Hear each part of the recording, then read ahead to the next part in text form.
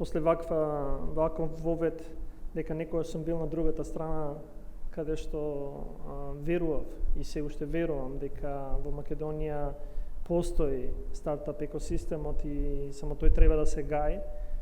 Дури имаме една изрека и веројатно некаде во говорот ќе го слушнете дека тој треба да се гаи со тоа што е одговорност на тие кои што имаат чест да бидат креатори на политики, само да го трасираат патот, затоа што вие најдобро знаете како се оди по тој пат. И сега ми е навистина чест да бидам од другата страна, за да придонесам во принцип во креирање на политики и да го трасирам патот низ кој што вие ќе одите. И денеска веројатно навистина е големо задоволството да се биде тука и да слушнеме каква позитивна енергија постои и во период на криза или во период кај што сите велат дека ни престои уште поголема криза.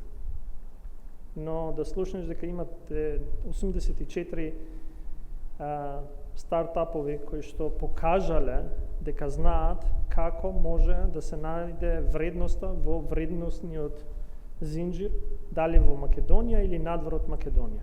Фантастичен пример на компанијата од Куманово, која што тоа што ние цело време го зборуваме дека е додадена вредност на нашите компании е да се најдат дел од некој вредносен зинџир, они го направиле со компанија во Америка.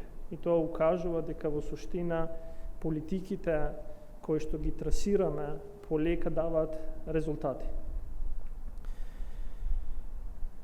Сите вие, веројатно денеска, и најголемите скептици ќе укажете дека со тоа што сте избрани на јавниот повик на Фондот за иновации и технолошки развој, дека покажувате и како дека во нашата земја има огромен потенцијал, има знаење, има вештини, има желба за да се успее.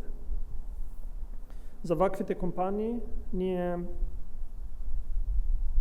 го креиравме и понатаму го развиваме Фондот за иновации и технолошки развој.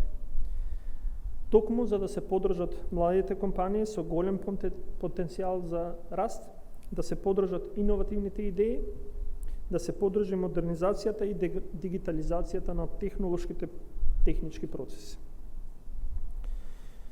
Почитувани пријатели, јас сум познат дека не сакам многу политика, но морам одредени работи да ги искажам.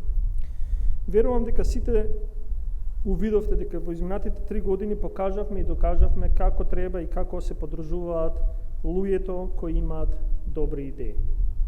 Го етаблиравме Фондот за иновации како дом за секој храбар, млад човек со конкретна идеја. Во портфолиото на фондот само во овие 3 години, заедно со овие кои денес ги објавуваме, поддржани се или ќе се поддржат повеќе од 500 компании, домашни компании. Во најголемиот дел станува збор за микро и мали фирми, што е навистина неспоредливо со периодот пред 2017 година, кога беа поддржани само 30 компании. При тоа, ова се компании кои ќе реализираат вредносни проекти со висина над 73 милиони евра. Вкупен обем на инвестиции и влог на самите компании, како и поддршка на ФИТЕР. Со ова се докажува она што го говориме, дека нашите луѓе, вие, имате добри идеи, имате храброст, знаете како да дојдете до успех, а за сето тоа ви треба само малку помош. Се гордеам што преку фондот, но и преку низа на други мерки, ја поддржавме македонската економија, а ве уверувам дека така ќе продолжиме и во иднина. Имаме потенцијал да станеме стартап хаб на Балканот. Ве поттикнувам да не навигирате во правилната насока. Вие бидете силата која влече напред, а ние ќе ви го трасираме патот за полесно да се движите, бидејќи во државата имате партнер.